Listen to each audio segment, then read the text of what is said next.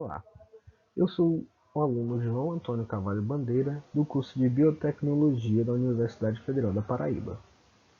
Essa videoaula é em nome do professor Luiz César Rodrigues, da disciplina de Química Geral. Será sobre o efeito do íon comum, soluções tampão e titulação ácido-base. Efeito do íon comum. O efeito do íon comum é caracterizado pelo deslocamento do equilíbrio químico de uma reação para o lado esquerdo, em virtude da adição de íons já existentes no sistema. Quando adicionamos uma solução que contém um íon já existente na outra solução, acontece o efeito do íon comum. Exemplo: na solução saturada de cloreto de prata, AgCl, a equação da dissociação iônica desse sal em meio aquoso é dada abaixo. Se adicionarmos a essa solução saturada a uma solução aquosa de ácido clorídrico, poderemos observar a formação de um precipitado de cloreto de prata, pois, conforme dito, a solução será saturada, portanto, já possuirá a quantidade máxima de AgCl que pode ser dissolvida nesse volume de água e em temperatura ambiente. O mesmo podemos falar dos íons Ag+ aquoso e cloro menos aquoso. Eles possuíam as maiores concentrações em mol por litro possíveis. A dissociação da HCl em meio aquoso é dada pela equação a seguir. Observe que o íon cloreto, Cl menos aquoso, é o íon comum ao equilíbrio. Desse modo, quando se adiciona o HCl, aumenta-se a concentração do cloro menos aquoso. Segundo o princípio de Le Chatelier, qualquer perturbação causada num sistema em equilíbrio, como a adição de íon comum, favorece o sentido que irá compensar a modificação imposta. Isso significa que, com a adição de íon cloreto, eles ficarão em excesso no sistema, o que favorece o deslocamento do equilíbrio para o sentido de consumi-los, ou seja, no sentido da reação para a esquerda, da reação inversa, ocorrendo a formação do precipitado AgCl. É importante ressaltar que o efeito de íon comum só afeta o deslocamento de uma reação em equilíbrio, mas não altera a constante do equilíbrio, Kc, desde que a temperatura seja mantida constante, pois ela só é afetada por uma mudança na temperatura. Além disso, o pH da solução também pode ser alterado. Como o equilíbrio é deslocado para a esquerda, diminui-se o grau de ionização do ácido ou da base. Por exemplo, se adicionarmos acetato de sódio numa solução aquosa de ácido acético diluído, o deslocamento do equilíbrio será para a esquerda, pois o íon comum, no caso, é o íon acetato. Esses íons terão que ser consumidos formando-se ácido não ionizado. Veja que, como o íon acetato é íon comum, o deslocamento do equilíbrio faz com que eles sejam consumidos e que o grau de ionização do ácido acético diminua. Portanto, o efeito de íon comum provoca a diminuição concentrada de íons H+, aumentando o valor do pH. O efeito de íon comum explica importantes processos químicos e físicos. E agora a solução tampão. Solução tampão é uma solução que contém, geralmente, um ácido fraco com um sal desse ácido, ou uma base fraca com um sal dessa base, com a finalidade de evitar que o pH varie.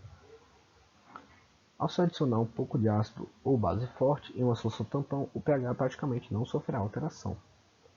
Uma solução tampão é uma mistura usada para evitar que o pH ou pH do meio sofra variações quando for adicionado ácidos fortes ou base forte. Existem dois tipos de solução tampão. Primeira, mistura de ácido fraco com sua base conjugada. 2. Mistura de base fraca com seu ácido conjugado. Vejamos exemplos de cada uma e como elas atuam quando é adicionada ao meio uma pequena quantidade de ácido ou bases fortes.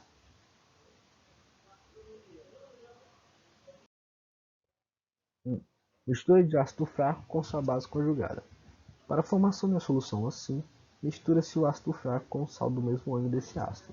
Por exemplo, considere uma solução tampão constituída de ácido acético e acetato de sódio.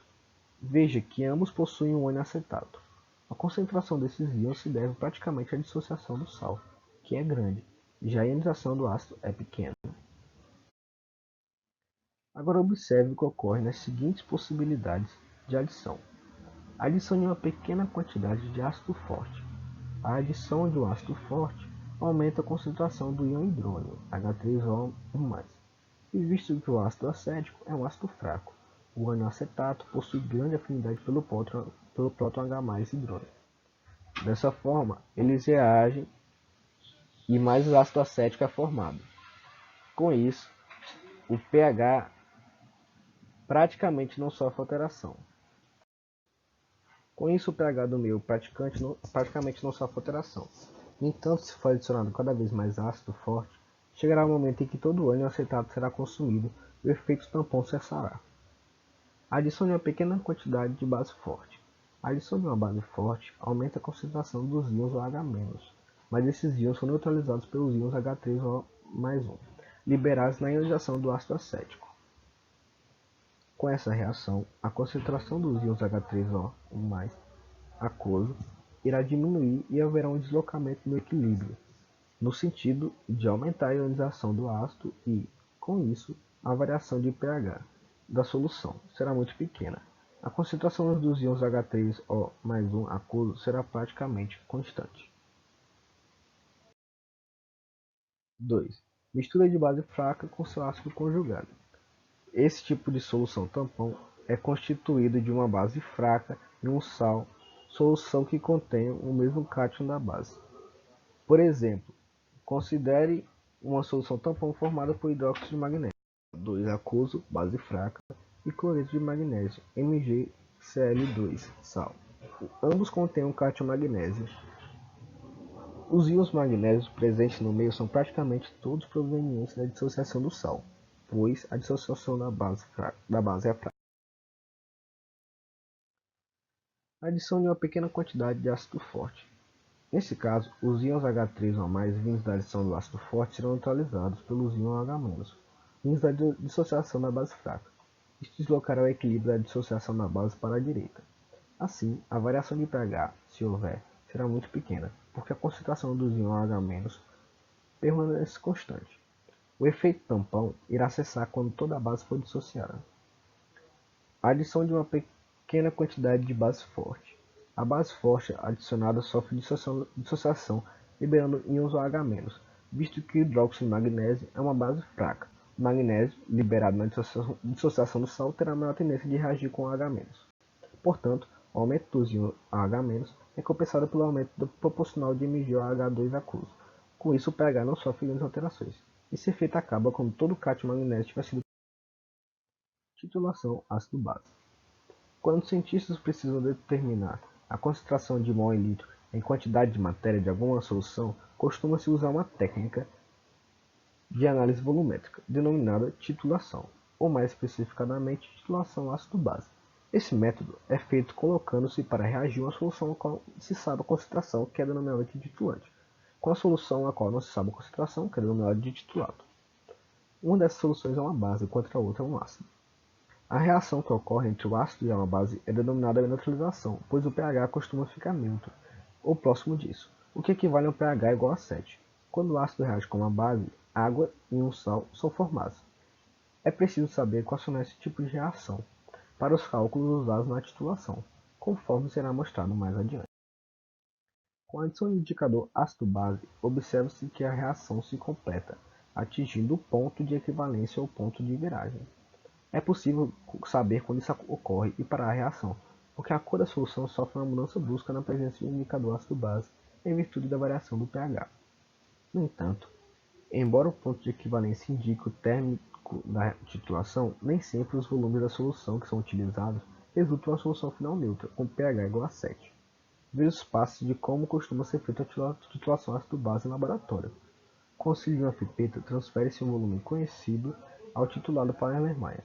Adicionam-se poucas gotas de algum indicador ácido-base, como a fenolftaleína ao titulado. Completa-se o volume de uma bureta com a solução titulada.